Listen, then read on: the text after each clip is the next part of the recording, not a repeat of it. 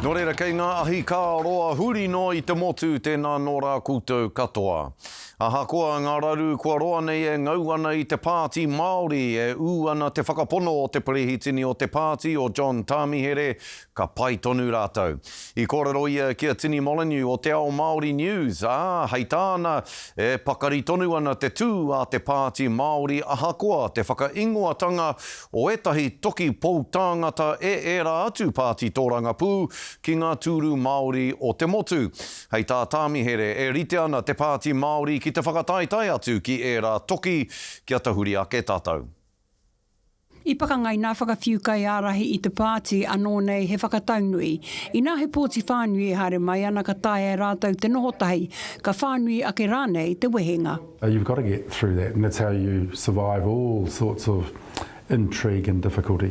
I pana ia kapakingi mo te taitoke rau me first mo te taitonga I raro I tērā āhua te tikanga ka noho e rā mema hei mema motuhake I roto I te pāremata. In Te Taitonga, because the President MP has acknowledged that he's going to stand as an independent, we're in the process of resetting that electorate and announcing a candidate. Ko Maria meno kapakingi I kiri āwhina hi anō ki Te Pāti Māori, whai muri ake te whakatau a te kōti teitei he taihara tōna whakatarewa.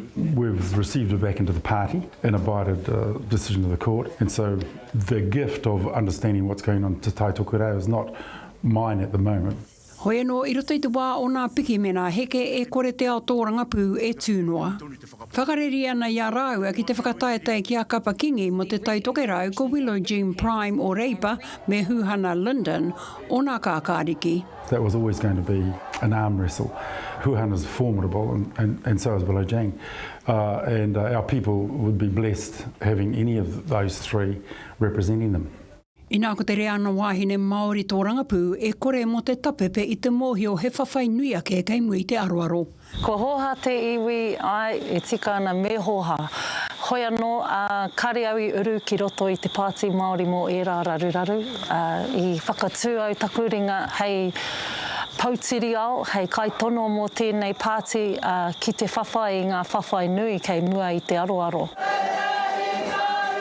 Ko Hayley Maxwell, ka tū tauoro, kia Kushra Tangaire, raua, he wahine hautupua. She has formidable support up and down that electorate and it's growing. It's not a pushover, but Kush knows that she can't take it for granted either. Ko ori ni kaipara I toa ki te tūrua tāmaki makaura mai a Peni Henare ma te 3,500 te kauma I Wapōti. I nā kua tūteringa o Kieran Leone mō Reipa, te wahine Māori tuatahi ki te tohua hei kai kaunihera mō tāmaki, I ruihi I roto I tana hiahia ki te ruke I a Wayne Brown hei koro matua. But don't ever think that the brand running for mayor and the brand running for Tāmaki Makaurau are one and the same. It's just, you can't, the comparisons aren't there. Hana rāwhiti mai pi Clark, te mema pāremata mō kai, kua tohua e Reipa he kai pāpāho o mua, te kai taki o iti kahurangi ko Kini Kirionga, hei tātā whainga mo te tūru. I don't want to be disrespectful to anybody, but here's a fact. Hana dethroned an institution in her auntie Nanaia Mahuta, 30 years in the house. And then Hana has been a rock star for the last 2.5 years, both internationally, nationally, regionally and locally. I've got no problems with Kingi Kiriona. And don't get me wrong, our majorities will take a hit, but that's a fortress seat. Ko te waiariki kei a Rawiri Waititi kai arahi tūhono hunaona hoki.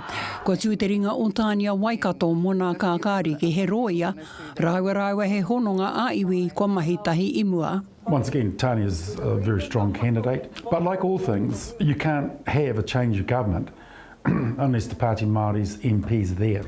Kei te whakamanawa tonu ia ki ngā kai arahi o Te Pāti Māori. Well, if it wasn't for them, there wouldn't be a Te Pāti Māori. So we're into true campaign mode shortly after the May budget because it'll be a shocker.